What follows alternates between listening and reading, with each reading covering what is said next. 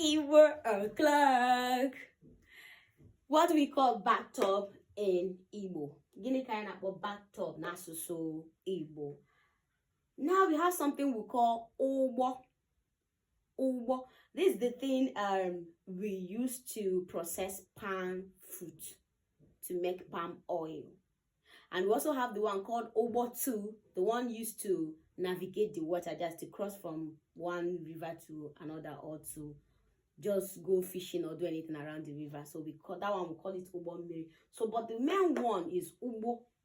Ubo is the one we use for that palm fruit processing before the advent of basin and whatever rubber you can use. I don't know if you're a Gen Z or like me, that is not a Gen Z. So since we do not have Owahu already, so we cannot call this Owahu Beke because we don't have a traditional one. So we call it Owahu. So bathtub Owahu. Owahu. I hope that makes sense. Owahu.